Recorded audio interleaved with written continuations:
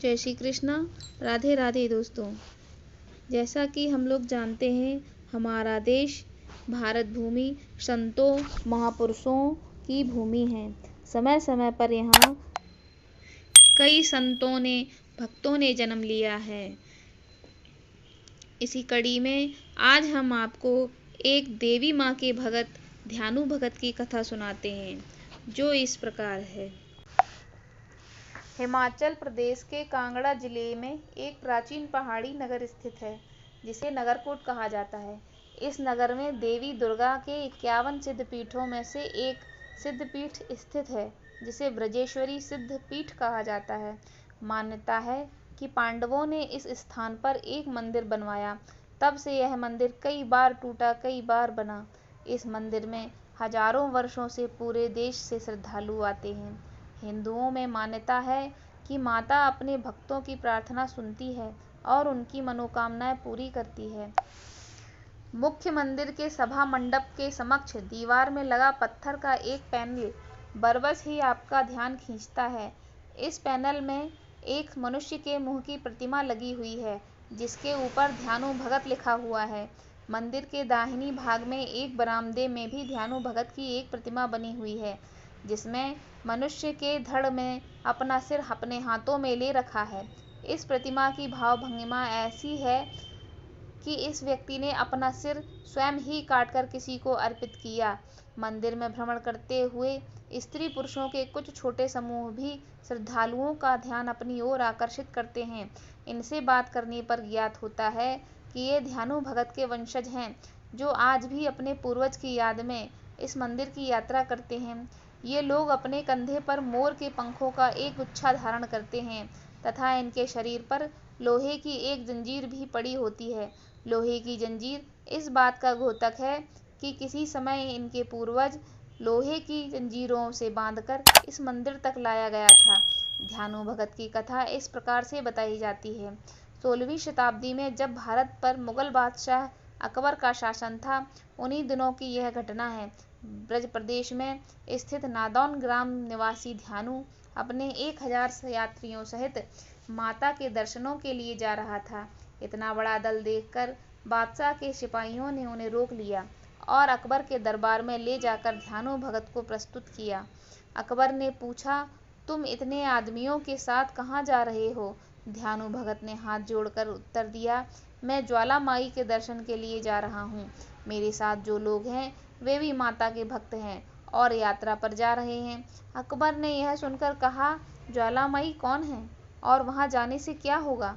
ध्यानु भगत ने उत्तर दिया, ज्वाला माई संसार की रचना एवं पालन करने वाली माता हैं। वे भक्तों द्वारा सच्चे हृदय से की गई प्रार्थनाएं स्वीकार करती है तथा उनकी मनोकामनाएं पूरी करती है। उनका प्रताप ऐसा है कि उनके स्थान पर बिना तेल बत्ती के ज्योति जलती रहती है। हम लोग प्रतिवर्ष उनके दर्शन करने जाते हैं। अकबर बोला, तुम्हारी ज्वाला माई इतनी ताकतवर है कि तुम्हारी सब मनोकामनाएं पूरी कर सकती है।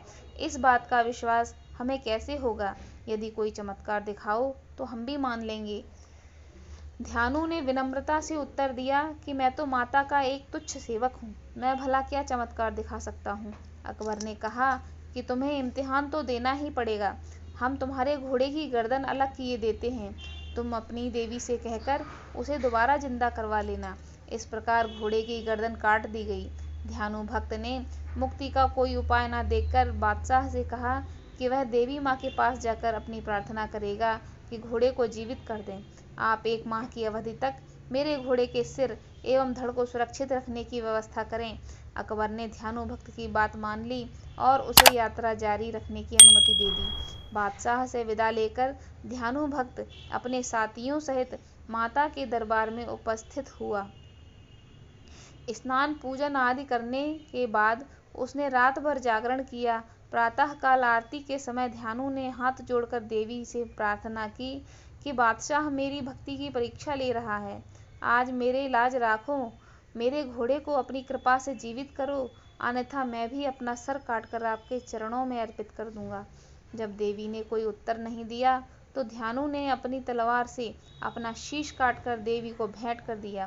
उसी समय साक्षात ज्वालामाई प्रकट हुई और ध्यानु भक्त का सिर पुनः उनके धड़ से जुड़ गया और वह जीवित हो गया। माता ने भक्त से कहा कि तेरे घोड़े का सिर भी धड़ से जुड़ गया है, तू कोई और वर मांग। ध्यानु भक्त ने माता के चरणों में शीश झुकाकर कहा कि हे जगदम्बा, आप सर्वशक्तिमान हैं, किंतु अपने भक्तों की इतनी कठिन परीक्षा न लिया करें। सारे संसारी मनुष्य आपको शीश काटकर भेंट नहीं चढ़ा सकते। कृपा करके साधारण भेंट से ही अपने भक्तों की मनोकामनाएं पूर्ण किया करें। तब देवी माँ ने कहा कि तब से मैं केवल नारियल की भेंट एवं सच्चे हृदय से की गई प्रार्थना से ही मनोकामना पूर्ण करूंगी। यह कहकर माता अंतर ध्यान हो गई। उधर अकबर के सेवकों ने उसे बताया कि ध्यानु का घोड़ा अचानक ही फिर जीवित हो उठा है, किंतु अकबर को जब उनकी बात पर विश्वास नहीं हुआ, उसने अपने सिपाहियों को आदेश दिया कि वे माता ज्वाला देवी के मंदिर में निकल रही ज्योति पर लोहे के तवे रखवा दें। ऐसा ही किया गया, किंतु जब इस पर भी अग्नि नहीं बुझी तो अकबर ने पहाड़ों से निकल रहे एक झरने के पानी को एक नहर के माध्यम से मंदिर तक डलवाया। इस पर भी मंदिर की ज्योति नहीं बुझी। तब अकबर ने स्वयं ज्वाला देवी के मंदिर जाने का निर्णय लिया। वह सोने का छत्र बनवाकर देवी के लिए ले गया। जब अकबर ने यह छत्र देवी को अर्पित करना चाहा तो वह अकबर के हाथों से टूटकर गिर गया तथा सोने की बजाय किसी और धातु का बन गया। यह धातु न तो पीतल थी, न सोना थी, न चांदी थी, न तांबा थी, न लोहा थी। यह पता नहीं लगाया जा सका कि छत्र के टुकड़े किस धातु में बदल गए। अकबर समझ गया कि देवी ने उसकी भेंट अस्वीकार कर दी है, इसलिए वह चुपचाप लौट गया। अकबर द्वारा चढ़ाया गया खंडित छत्र माता के दरबार में आज भी पड़ा हुआ है। यह घटना ज्वाला देवी के मंदिर की बताई जाती है, जो नगरकोट के मंदिर से लगभग 35 किलोमीटर दूर स्थित है, किंतु ध्यानु भगत की प्रतिमाएं नगरकोट के मंदिर में लगी हुई हैं।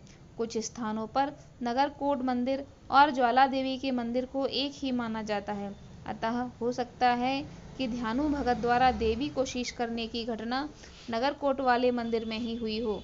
बाद में इस मंदिर से ज्वाला देवी की ज्योति विलीन हो गई हो और यहाँ से 35 किलोमीटर दूर ज्वाला देवी के मंदिर में प्रकट हुई हो। यह भी संभव है कि दोनों पौराणिक काल के मंदिर आरंभ से ही अलग रहे हों और ध्यानु भगत की घटना नगरकोट के मंदिर में घटित हुई हो और उसकी कथा के साथ अकबर के साथ ज्वाला देवी के मंदिर में हुई किसी घटना को जोड़ दिया गया हो। पिछले 500 सालों से ध्यानु भगत के वंशज अपने शरीर पर लोहे की जंजीरें बांधकर अपने कुनबे गोटे के साथ इस मंदिर की परिक्रमा करने आते हैं। उन्हें लगता है कि ऐसा करके वे ध्यानु भगत की परंपरा को जीवित रखे हुए हैं। सच क्या है, यह तो काल के गाल में समा गया है, किंतु ध्यानु भक्त आज भी मंदिर की प्रतिमाओं में तथा ध्यानु के वंशजों में पीढ़ी दर पीढ़ी जीवित हैं। बोलो ज्वाला मैया की जय, बोलो ध्यानु भगत की जय, बोलो माँ के सच्चे दरबार की जय। इस प्रकार से ध्यानु भगत की कथा हमने आपको कह सुनाई है। अगर आपको यह कथा अच्छी लगी हो तो इस चैनल को सब्सक्राइब कर दीजिए और इस वीडियो को लाइक कर दीजिए। धन्यवाद।